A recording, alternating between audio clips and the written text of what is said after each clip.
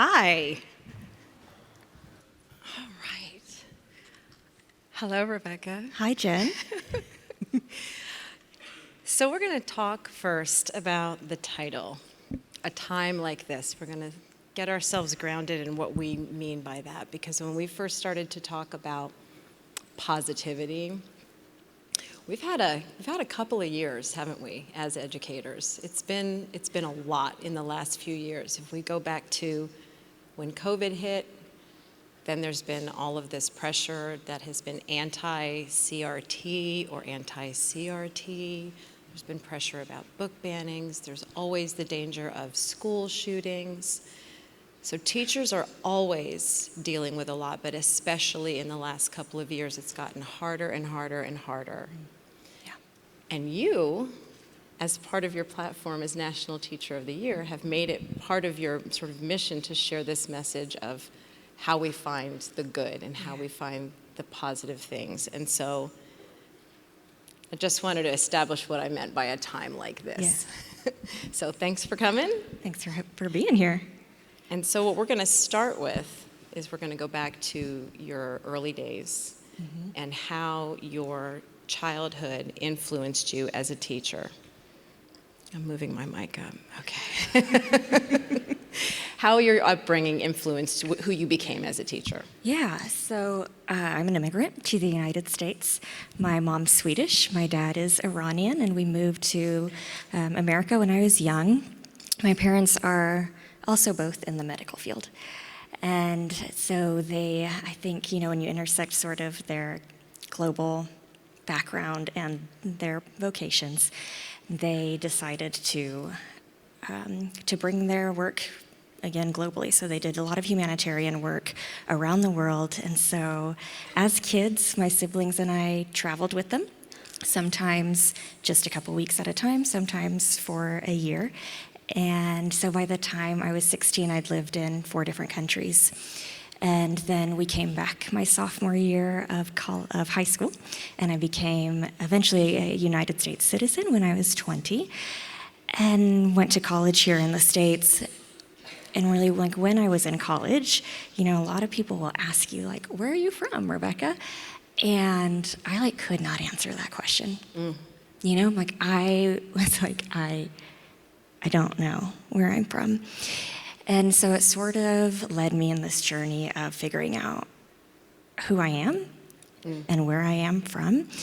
Because moving, not just city to city, but continent to continent, growing up, I realized that I often felt like I was an outsider looking in. Yeah. And when you're on the outside, you watch the inside really closely, And so I started to think about what were the times where I really belonged? I didn't have to work to fit in, right? But I belonged. And I realized outside of my family, it was educators who created that safe space for me. It was a teacher who, when I came to America speaking very little English, taught me how to embrace my differences as assets.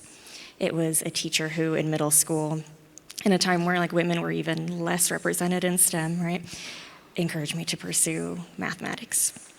And it was a teacher who told me I'd be a good teacher.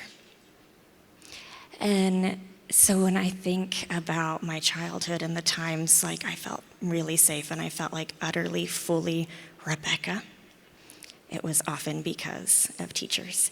And so I decided to become a teacher, largely to honor their legacy, but also to provide that safe space of belonging for the next generation.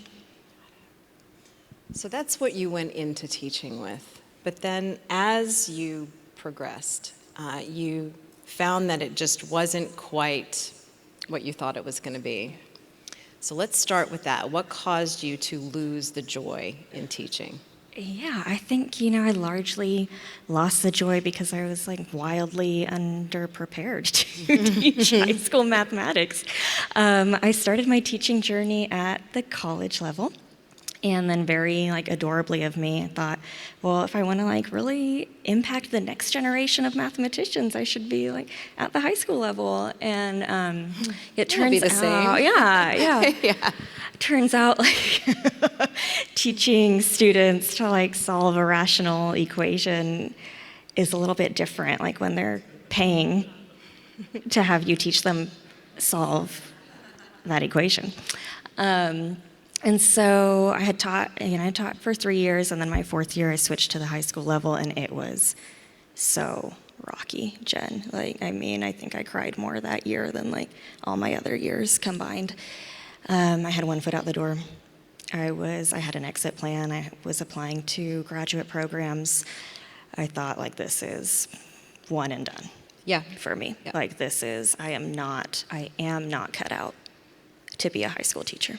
Okay, so I'm going to repeat what you just said. The 2023 National Teacher of the Year was ready to quit. I was ready to quit. And this was how many years ago?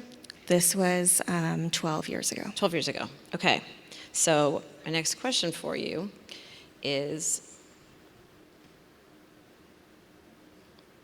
what happened next? Yeah. What happened after, you're ready to leave, so what happened next? Really what happened next is I had 5 months to fulfill of a contract, right? Like I had to figure out I wasn't looking at like, how can I thrive? I was like, how can I survive the next handful of months? And so really serendipitously, I stumbled upon this community blog called One Good Thing. And it was a collection of math teachers at the time who lived by the mantra, every day may not be good, but there is one good thing in every day. Mm-hmm. And that quote just hit me so viscerally because it did not ignore the demands of my job, but it did sort of insist on taking ownership of my day in a really small way, right? So at some point, kind of in the middle of that year, I went from reader of the blog to writer, and I decided to just post something good one day and hit publish. And then the next day, I opened the blog's platform again, wrote something good again, hit publish again. And the third day, I did the same, and I just kept going and going and going. And I think for years, Rebecca Peterson was the very overly committed teacher to this tiny little blog. And I just kept posting. After a decade of posting good things, I had written 1,400 posts. Mm-hmm. And these were really small, beautiful everyday moments that I was missing beforehand because I was inundated, right, with the lesson planning, the IEPs, the 504s, the grading, the collaboration, the PLCs. It is just so overwhelming. Right. But this was a really intentional pause for me to say hold on. Mm-hmm. This is my story, mm-hmm. And what am I going to make space for? And so it was a really interesting evolution, I think, because at first I was in a really reactive frame of mind, right? When I first started writing, I would mentally go through my day in sort of the past, right? And until I could think of something kind of sort of mildly good to write about. And then at some point there was this shift, and I realized I started to notice good things in the present. And it was a very active activity for me. I would find myself being one good thing, Jose asked me to come to his soccer game, right? Or one good thing, Margaret asked a question that was not, can I go to the bathroom? It was just really small things, but I caught myself in the middle of the day noticing them. And then at some point I think there was another switch, and I went from actively noticing the good to proactively wanting to be the good. I found myself thinking not just what am I going to notice, but how am I going to be today? Right. What am I going to bring, and what good are we going to experience together? Mm-hmm. When you first told me about this practice, it sounded so familiar to me because when I was a newish teacher and I would get that panic of this class is out of control, they're all against me. And so sometimes I would use this strategy of just getting a notebook and sitting in a chair in front of all of them and just starting to write. And it freaked them out because they would be like, what are you doing? Are we in trouble? Are you writing us all up? And what I was doing on that paper was just writing down what I was observing in the room. And it would turn out most of the time that the class that was out of control was actually about 3 kids. Exactly. And everybody else was just sitting there being Doing what they pretty were supposed to decent. do. Yeah. And by doing that, it got my nervous system all the way deactivated. And I started to fall back in love with the kids in that room. And even the kids that had been giving me such a hard time, they got so curious about what the heck I was doing that they all sort of leaned in. And it really does change your constitution in a way. And, and I love that it evolved into you actually starting to notice it all day long and then creating it. Yeah, and the brain science backs this up, right? Like what I was doing was initiating my RAS, my reticular activating system, which is our brain's filtering system. So the more I intentionally looked for the good, the more the part of my brain that filters the good expanded and allowed me to see even more good. So this was the one practice that you did.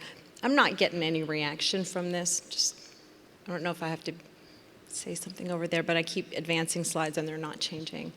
It's not super important, but it will be in just a minute. The question, thank you, and then that we just talked about that, and then this next one is, so you did the practice of every day something good.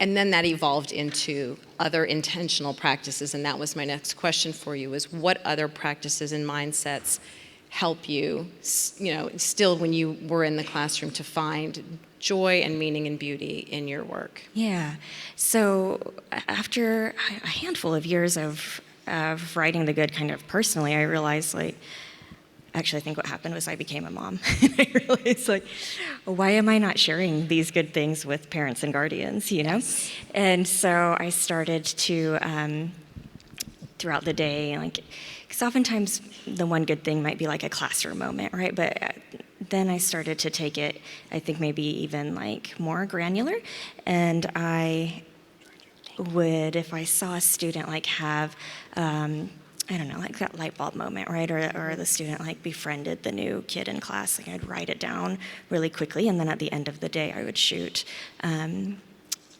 parent or guardian a quick email, and just take the good that I saw and send it back to the classroom.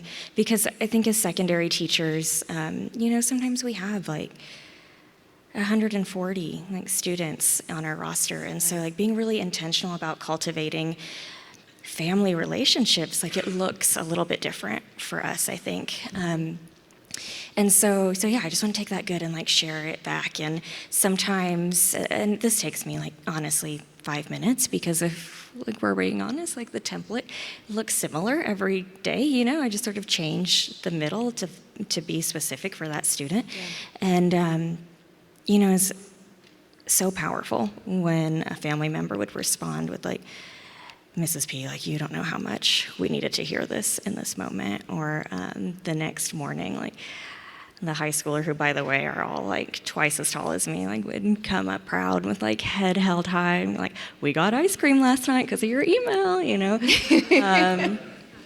And sometimes there would be crickets, and that's okay, because it's not, this is about continuing to build trust. And I think trust begets connection, and connection is how we heal. Right. And I'm glad you mentioned the crickets, because I think sometimes as teachers, when we take that extra step to reach out to parents or let them know what's going on, we're all human, and so to not get anything back from that, it can be a little bit of a, why am I even bothering to do this? And it's really important, I think, to know that that's not the point of it. It's to send it out. It's even to make the gesture of sending it out. And however it ends up being received, or whether you get a thank you or anything, that's not really the point of it. Right. It's the same. It's any kind of connection. I feel we hope it changes. And it matters, right, for them. But ultimately, we should be doing it also because it changes and it matters for us. And then the last thing, so you're documenting every day, you're contacting parents, trying to do that on a regular basis. And then what is this part about learning student stories? So I realized that my students who were looping with me from pre-calculus to calculus were scoring a whole lot better on the AP exam than my students who did not loop with me. We're talking 25 percentage points better. Okay. And I knew that it was not like their pre-calculus background because we had departmentalized that. Like it was pretty much like you got a similar pre-calc experience no Okay. matter what teacher you got, right? I really felt in my gut that it's because my students who had me for 2 years, who looped with me, felt comfortable with me. They felt comfortable making mistakes. They felt comfortable asking questions. And when I realized this, I just thought, that's not fair. That's not fair, that luck of the draw. Like you have Yes. this feeling of belonging and safety, right? And it's showing up quantitatively. And so I decided to kind of abandon my first day of school procedures and decided to just sort of share my story and honestly kind of be vulnerable with my students about what it was like to have a foot in more than one culture, which I'm really, really lucky to get to teach at an incredibly like culturally rich district. So we have 62 languages represented. A lot of my students know what it's like, you know, to be in one culture at school and then switch cultures when you're at home. Yes. And but whether they were born, you know, in another country or in Tulsa, Oklahoma, I think every teenager knows what it's like to be on the outside, right? Yep. And so I tell them on that first year of school, like, I don't want you to go through what I went through, where I felt like I had to perform and I had to like act a certain way or be a certain way, like earn a certain grade to earn my seat at the table. Like your seat is here. You belong as you are. Like everyone's in. Everyone has a seat at the table. We belong to each other. But it is one thing to say that, but you really have to back that up with action, right? So after sharing my story, I then like very kind of timidly was like, and now I want to hear your story, and passed around a sign-up sheet and just like invited my students, you know, if they want to come 15 minutes before school, after school, during lunch, and share their story. And Jen, that sign-up sheet was packed. Like I had to keep adding slots. Yeah. Because like kids spell love Time, right? Yeah. Like kids want our time. And so so now like we've grown the calculus program. I have over 100 kids in the program, and so I sit with over 100 kids, which is, again, we baby stepped there. And it's just like beautiful to learn each other's stories, because once you know somebody's story, grace abounds, right? Yeah, because you'll be like, okay, that kid is putting his head down not because he's defiant, but because he's had to sleep in his car all week, right? Yes. Or she did cheat on that test. We will be having a conversation, Right. but I know she cheated because she feels tremendous pressure at home, right? Or yes, that kid did just cuss me out, right? But I also know that kid just found out she's pregnant. And so like grace doesn't make excuses, but grace makes a lot of room. And to foster that grace, I think we have to start with each other's stories. I see so many districts putting in place behavior management systems and looking for answers and looking for ways to get these kids under control and get the discipline down. And it's so simple. It's so simple. Kids who feel seen and known by their teachers because they just took that time, that gets you so far down the line to accomplishing that goal. And so I just love that you did that and that they signed up. And did you get everybody in?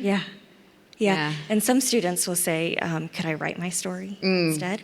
I had one student, my first year of doing this, her mom had passed away the summer before. And she said, I needed to tell you this so badly, but I also knew I couldn't do it face to face. And so I always give my students the option of writing their story out, and we like, you know, share a few emails back and forth. Which is different, you know, than like sitting in person. But sometimes I think we need that safety to sit like behind a screen, you know? Yeah. And for some, they wouldn't have told you otherwise. That's right. Yeah. So it's great that you offered that as an option. So what I thought we would do, because this idea of noticing one good thing every day, it's a great idea, but I think sometimes when you're in a place as a teacher where you have just gotten to such a low place and you feel so burned out, and that may not even be everybody in this room. That may be people that you all work with who are just so flattened at this point that they're ready to give in. They might not even be able to conceptualize what this one good thing would even look like. And so what I've asked Rebecca to do, and we've kind of gone through her blog of 1,400 stories, and we've picked out some so that you can just hear, and she's going to just read these as she had them written on the blog, but I'm going to prompt her with some titles, just to give you some example of how some of them really are super tiny and kind of silly, and some are extremely moving, but it's just any old day, just if you get to the end of that day to try to figure out what one good thing can I pull out of this day to feel good about. Yeah. And so that is what we are going to be doing next. So the first one we're calling We'll Help You. November 6, 2014. One of the things I've been doing a lot for our warm-ups is having a student start a problem on the whiteboard, hand off the marker to another student to continue the problem, and so on until we finish the whole problem. As one girl finished her part, she handed the marker off to a friend to finish the problem. Her friend moaned, "No, I don't know how to do that part." I thought girl A would find someone else to give the marker to. Instead, she said, in the kindest, cheeriest voice, I might add, "That's okay. We'll help you."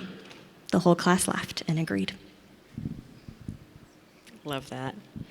So many of your stories show these kids in such a good light. Yeah. And that's what I love, because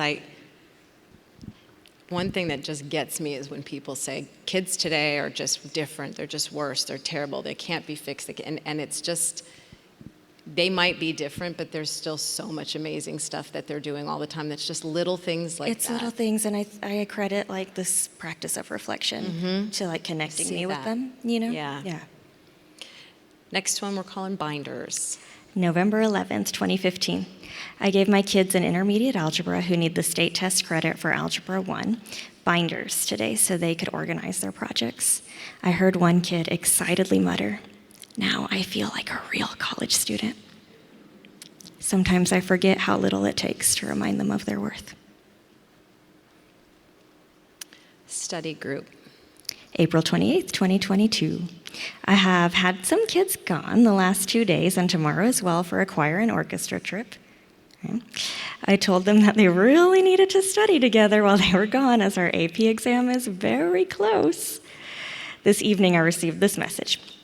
"We are forming a mini study group here in Colorado to work on homework and keep each other accountable!" Exclamation point, exclamation point. I'll try to talk them into a safe selfie later with a subsequent photo. My heart is full. Letters. April 29th, 2022. My third hour has adopted an elementary class now as well to pen pal with. We've sent letters both ways once. Today I received this email from the fabulous second grade teacher. Quote, "Hi, I sent the letters to you today. I cannot tell you the pure joy my second graders had opening and reading their letters. They worked so hard. I gave them a lot more freedom this time, so I'm sorry if your students have a hard time reading some of it. I hope they still enjoy them. The kids just loved the letters. Thank you." And these were the sweet envelopes waiting for me. The next one is differential equations. We derived the exponential growth and decay model today in calculus, which I always love, because it's an equation kids have used since Algebra 2, but now they have the tools to actually understand its derivation. I have a student this year who just has such a beautiful mind, I don't quite know how else to describe it. He sees things most of us don't, and every time he has a question, I get excited about what kind of deep conversation will ensue. Today, as I was walking around the room, he asked about some details about the derivation and then joyfully threw his pencil on his desk. "And that's why the derivative of e to the x is itself. So cool." He exclaimed, so only the two of us could hear. It is so cool indeed. Sometimes I can't believe I get to share what I love with kids that I love every day. It's so weird that we love differential equations. I get that. And yet, I found others as weird as me. What a gift. Fourth hour tales. The math teacher. March 29th, 2019. My pre-calc kids were introduced to One Good Thing for Free Write Fridays. My students write one good thing each Friday. I explained how I got into writing one good thing every night my first year of teaching high school. Quote, "It was a rough year for me. I was used to teaching college students who were paying to be in my class, and all of a sudden I found myself teaching high school students who were like being forced by the government to take my class." A hand shot straight up. Yes, eh? 2 questions. First, do you prefer college teaching or high school? Me, well, obviously high school since I'm still here. Another student, can you justify that answer? Show your work, Mrs. P. Welcome to my 4th hour, Snarksville, USA. I jumped on this opportunity to explain why I love my job, why I love spending my days with them. You could have heard a pin drop. I ended with something like, mostly I love that I get 180 days with you instead of 48. The same hand shot straight up. I still have question number 2. Can we have a karaoke day? And that right there sums up my 4th hour. You know, the part about that I love the most is that you said you could have heard a pin drop when you were telling them why you love spending your days with them. And this is high school kids. They're so cool. They're too so cool for cool. that. And yet they all were captivated Yeah. for you to tell them why they matter to you. It's just good stuff, Rebecca. All right, French braid. October 24th, 2017. One of my kids has a broken hand. I noticed he was sporting a very well-done French braid. I asked if he braided his own hair. He said he did, even though it was hard to do with a broken hand, no doubt. Quote, "I have 3 little sisters, and I used to braid their hair all the time." That's so sweet. Gum. When one of my kids asked for a pencil, I asked for his ID as a holder. Quote, "I don't have it. I can give you gum?" I chuckled, "You can just take the pencil and then go to your attendant's office once you finish this problem." I looked at my pencil holder later in the hour. There was a pack of gum sitting next to the pencils. Community. November 21st, 2014. I was out of school yesterday for a math competition. I had a great time with the group of kids we took, but it was nice to see everyone again today. In every single class, at least one person asked, "So, how did we do in the math competition?" They genuinely wanted to know. I love the sense of community that our students feel at this school. How did we do? As if they were the ones competing. I love that. I love that our kids take on each other's victories and struggles. I love that they feel so connected to each other. I love that they took an interest in what I was doing when I wasn't with them. I just love them. Corn dogs. February 16, 2017. I teach a section right after lunch. Today, one of my boys waltzed in proudly and announced, 50-cent corn dogs at Sonic. I got 8. Horrified, I asked, "But you didn't eat all 8, right?" "Yeah, Mrs. P, you gotta take advantage. My friend ate 10. "Oh my," was all I was able to respond with. In the middle of the lesson, I heard a grumble. "Oh, Mrs. P, starting to regret those corn dogs?" I laughed out loud. This is just so descriptive of what I love about teaching teenagers. They are not quite children. Mom doesn't pack their lunches, but also not quite adults. They think it's normal to eat 8 corn dogs. And the combo is just my favorite. It produces both hilarious and heartfelt moments every day. Homework. August 28th, 2018. I'm calling it. It has been a rocky start to this year. I know we'll find our rhythm, but right now we're still in the somebody needs something right this moment, every moment of the day. I can't tell you the last time I made it out to greet students by my door. I fear it's been since the first day of school. I know a big stressor is coming from the lack of resources we have right now. New books have been ordered but are still en route for pre-calculus. Our calculus student books are online, but right now I can't even create an instructor login, let alone get my kids signed up. And those 2 things look not big when I write them down, but they've had some ripple effects. It will all be well, I know this. That doesn't change the fact that I'm exhausted and that I feel behind already, and we've only had 7 days of school. This is some hard work, friends. Yesterday was especially hard. I was trying to get all my pre-calc kids signed up for our new online platform. 3rd hour was chaos, complete and utter chaos. You'd think I'd never stepped foot in a classroom. Seriously, those poor children.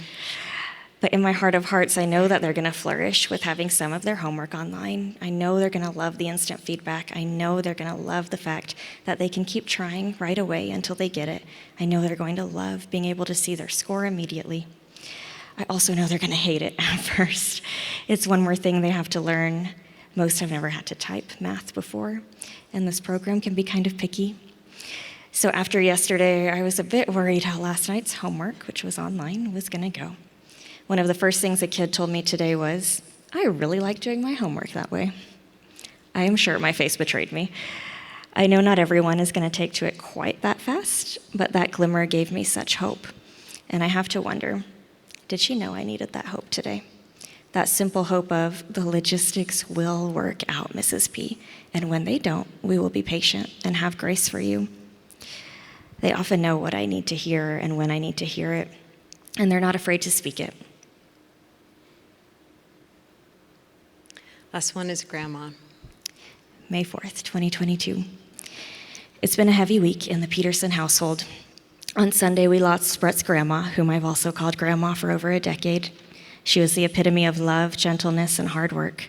A one-room schoolhouse teacher, she and I would often compare notes and laugh at how different school is now, but how kids are still kids, no matter the generation. Grandma was so quick to welcome everyone in her home. She was even smaller than I am, but had the biggest heart. While we miss her deeply, her generous spirit lives on in her husband, kids, grandkids, great-grandkids, and I'd like to think in this granddaughter-in-law too. Grandma's passing means I'll need to miss the last couple of days before the AP exam, but as I told the kids today, I've never been so confident about a group, and I'm certain they don't need me anymore. They've got this.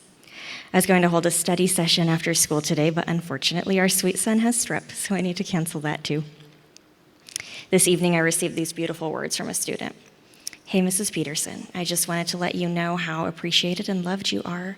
We totally will miss you these next couple days, but I really admire how you are putting your family first and showing that to your students. I'm praying for peace and comfort for your family for these next couple days, especially for sweet Jonas. Thinking of you." I can't read that and not tear up. Since this was my last day with some of them before the test, I gave test day instructions today. I told them how proud I am of them, how I want them to finish strong, but at the end of the day, this test is just a number, and numbers do not define us. It's a very tricky balance we attempt to hold as teachers, pushing our kids to do their best while also encouraging them not to garner their identity from their performance. Push and let go, push and let go. This idea that who we are is infinitely more important than how we perform is a difficult concept for both kids and adults alike, but it's one I've tried to instill in them since the beginning. It's one of the reasons we practice mindfulness in my class, because I think it's crucial we take time to focus on just our breath, to remind ourselves that we are exactly enough as we are. No need to perform, no need to act, no need to fit in. We belong already. We belong to each other. I tried my best to remind them of that today, but if I'm being honest, my brain is a little mushy this week, and I wondered if I really got across what I wanted to get across. Then another message from a student said, "I saw this earlier this week and saved it. It reminded me of what you're telling us today." I gave it all I got to see what I could do, then untied my self-worth from the end result. I know I'm supposed to be the one holding them, but today, like many days, they held me. We love and miss you, Grandma. But the example you built for us of loving without condition or expectation is one that will carry on forever. Thanks for sharing those.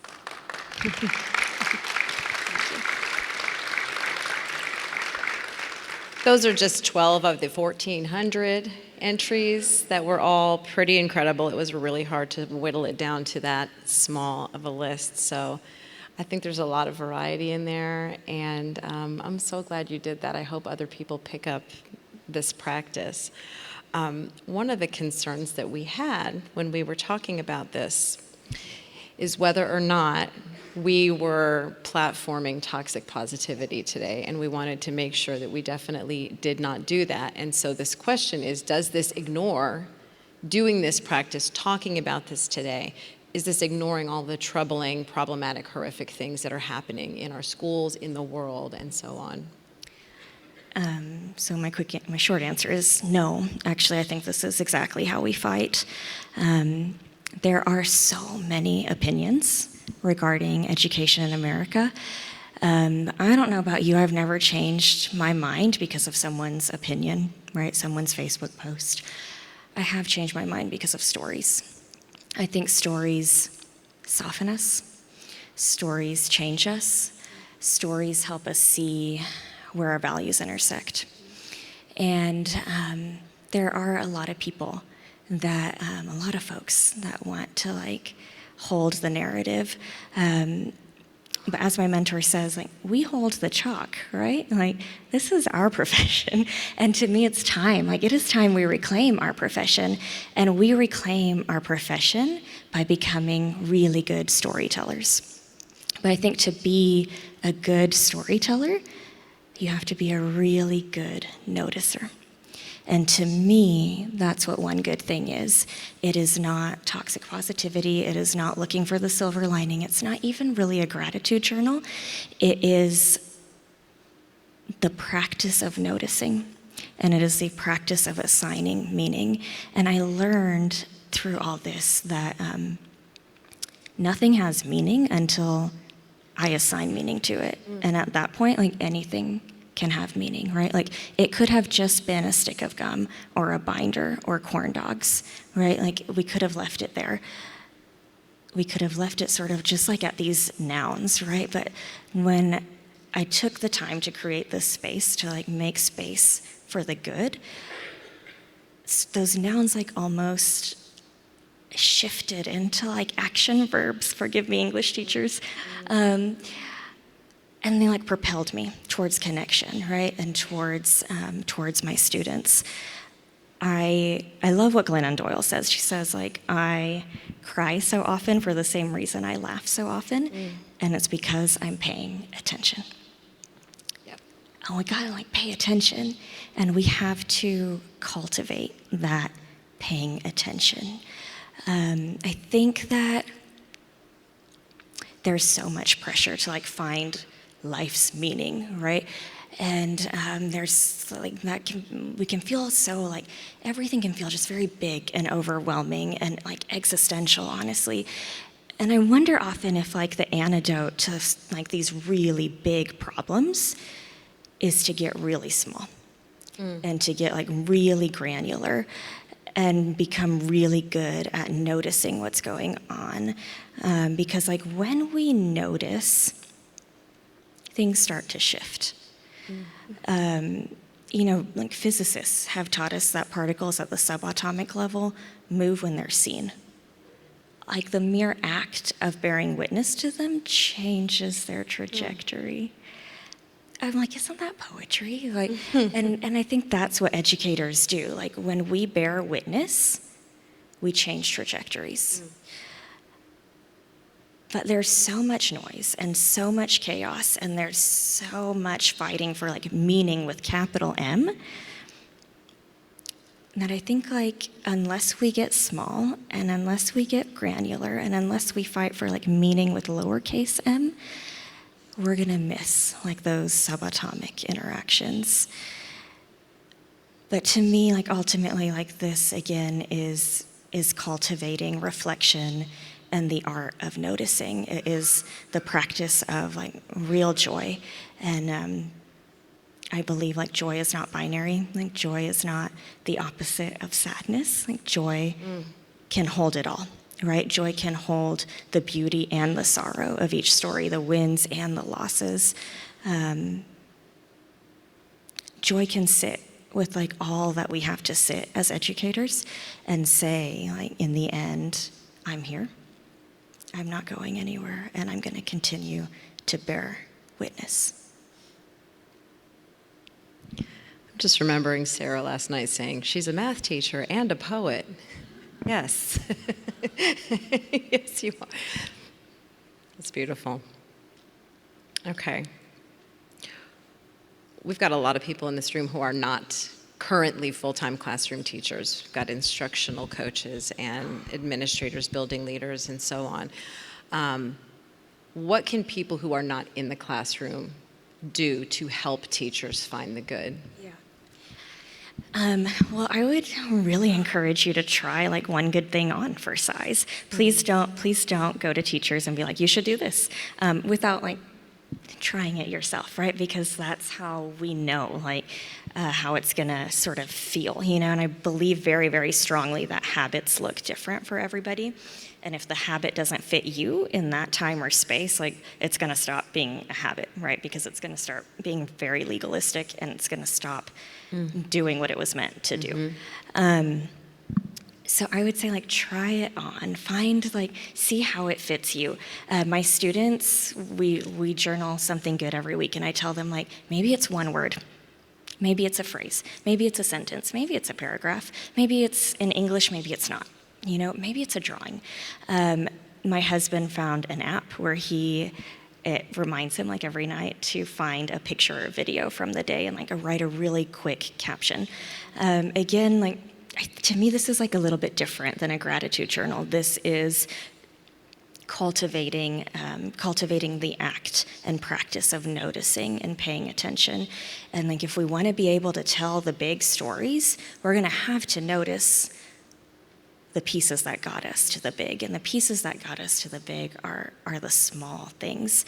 I say all the time, like the most impactful classroom practices I have are not flashy, but so help me God, they are consistent, right? And we talk about like exponential growth a lot, even in one of the posts. And we probably like you picture this, right? Like, oh yeah, it grows really fast. Well, in calculus, we talk about this concept called local linearity. And local meaning like we get close, right? And linearity meaning line. And the thing is like, if we get close to the beginning of this exponential function, it looks real flat, right? And oftentimes, I'm afraid that we give up. In education, in life, we give up on practices because we haven't felt that uptick, right? And we're like still in this horizontal phase and that local linearity phase. But like, what would happen if we keep going and keep going? I'm not saying like some things certainly have a season. Like I don't want to take away from that, but I also want to sort of like encourage us that the math tells us oftentimes like we just have to keep going to feel that uptick. So I would encourage you to model it and see how it fits for size. Another thing I think is so important is that if we're not currently in the classroom, that we take some time and remind those who are in the classroom how good and important their work is, because I think current research shows teachers make like 1,500 decisions on average a day, right? And so like sometimes like we know the work matters, but we forget, because we are inundated with the day-to-day grind, to be honest. And so like I encourage people to like make that a habit as well. Set an alarm, right? Set a calendar reminder, and just shoot a quick email or a quick text, or send like a digital Starbucks card. Volunteer in the classroom. Like make it a habit to remind them how important our work is, because it's easy to forget when we're in it. But as people remind, I would encourage you to make sure it's like really specific, and not just like, I love what you're doing. I noticed how you interacted with that student, and I'm telling you like it made a difference, right? Or I noticed how hard you worked on that lesson, and the kids are gonna love it. Makes such a big difference. It makes a difference. And I see building leaders a lot saying, I'm doing this, I'm giving them a pizza party, and I'm saying, great job, everybody, and those things are just not landing at all. It's 2 minutes of noticing something that a teacher specifically has done well makes so much more of a big difference 100%. than 80 times telling the staff, you're all doing such a great job. Yeah. It's exactly like it is in the classroom, right? Yeah. Last one. Yeah, and then, again, like I think if we are going to change the narrative, we have to know the stories. And so I really encourage those who are not in the classroom to be in the classroom in some capacity, or like scoot up really close to people doing the work, because when we learn each other's stories, we carry a piece of one another with us, right? And it changes us. But like, how do we authentically advocate for the needs of our students and teachers without really holding their stories, right? And I say all the time, like, man, teachers hold story after story, year after year. Who is holding our teachers' stories? You know? And so if we're not in the classroom, like, hold those stories, and then any chance you get, like when people are like, oh, you know, public education these days, you can say, listen, I was in this classroom and this is what I saw. And like, no one can argue what you saw, right? Like, no one can argue our lived experience. And so like, I really believe like we fight with our stories, we change the narrative with our stories. Yeah. We do have an ending, but we're going to pause on that and do a little bit of Q&A, answer any questions if any have come in, and then we'll move on if we have a little bit more time at the end. So, what was your very first one good thing? I know. Very I should have first like day. known this was coming. I You don't remember what it is? I don't remember. Okay. And like I have to like scroll, which I need to just do. Yeah, I don't remember. I'm sure it was something little. Got another question. How do you distinguish between hope and optimism? Yeah, this is profound. Hope to me is like belief that my present does not predict my future. Hope to me says, I feel maybe is more actionable than optimism. I think optimism is more like, maybe, and this is perhaps, you know, just my definition, but like optimism I think is a little bit more like, looking at sort of the silver lining, right? Hope, I think, is standing with like one foot in reality and one foot in the promise of what can be. And then saying like, I recognize that maybe the present is not the best. Yeah. But what can I take from the present to propel me into a better future for tomorrow?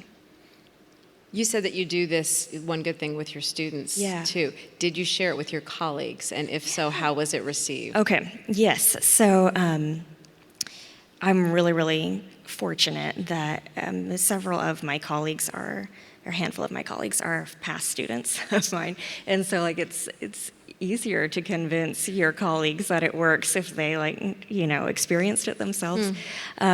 So some of my colleagues they're more like used to it now, and I'll just be like, okay, I get it. I see you. I also just heard you say that lesson went really well. Like, can you speak more on that? What a lot of my colleagues have done is they have brought it to the classroom in the same way I have, where I have my students journal every Friday. Like we have their little math composition notebooks, right? And the last page is called One Good Thing. And so every Friday we open to the last page, and in the margin they write the date and journal something good. So some of us do it that way. Others will do it more like through a digital check-in. Sometimes we'll have it as like the last question of, you know, an assessment or a ticket out the door. So like it has to fit you and your students and your year. So like it has many iterations and I think many possibilities, but it's like a question that a lot of us now have sort of gone to ground ourselves, right? Because even when we ask our students, and again, if they're journaling, I don't see it, but sometimes we'll do it more as like a ticket out the door. And you're just like, yeah, this is why I do it.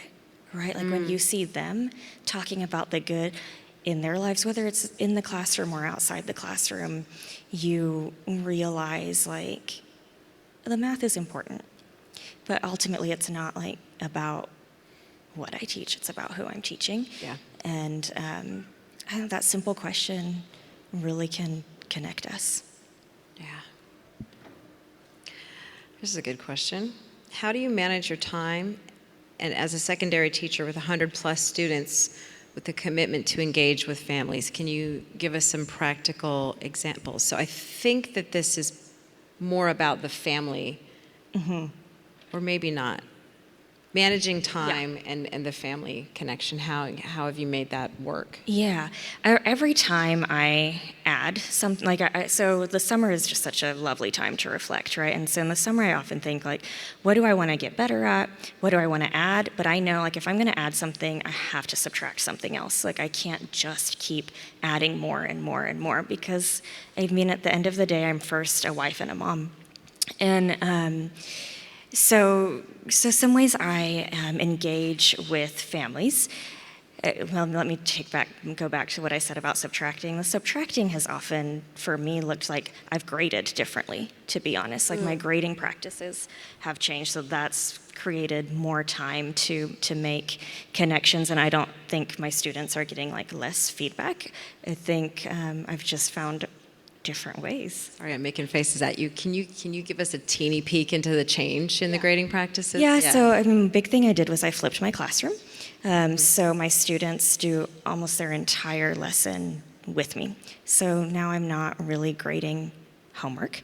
Instead of quizzing, I do checkups. And so my students take a checkup like a normal quiz, and then the last 10, 15 minutes of the hour, I put the answers on the screen. They self-check, and then they have 2 days to turn in corrections, and that is, then they get all their points back.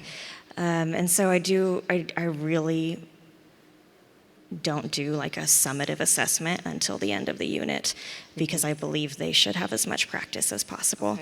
And because of that, then like that's really freed up quite a lot of time for me. Okay, so family engagement. What I do at the very beginning of the year is I send a little survey, and it has, just like name and all that, but really it's one question, and it is it just says, I'm proud of my child because, and they fill in the blank, and then optionally, is there anything else you want me to know? And man, reading through these surveys, and I try to take my time with them, right? Like it is just so powerful because it's in a way the opposite of sending one good thing out. It's like, what beautiful thing do you see that you want to make sure comes in to the classroom, right? And how do I honor that? And I think it's a really powerful way to bring like parent and guardian voice into a classroom space that I'll be honest, like it's a little bit trickier, right? And then certainly like sending good news emails, and I really I've learned a lot from my child's teachers. We have secondary teachers, I think, have a whole lot to learn from elementary teachers. Yes. But just like sending newsletters and like pictures, just like once a month, of like what we've been doing in class. And again, often you get no response, I'll be honest. But then like every now and then, a parent will be like, you know what, Mrs. Peterson, I've actually been like watching the videos and learning calculus alongside my student this year. And you're like, oh. So like, we just like keep reaching, right? We keep like offering, and sometimes like that hand reaches back, and when you feel that hand reach back, when you feel that connection, you remember why you're doing what you're doing.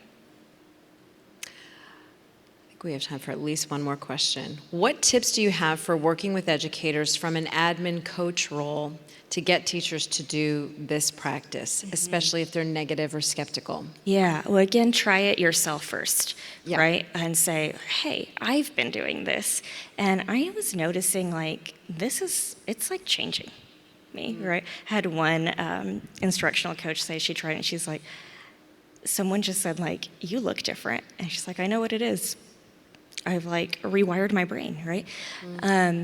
So you try it first and say like, this is how it fits me. Like, this is, how it fits Rebecca. How do you think this would fit you in any sense? And I think like always asking and never forcing a teacher, like never force a teacher, is like a really important way to get buy-in.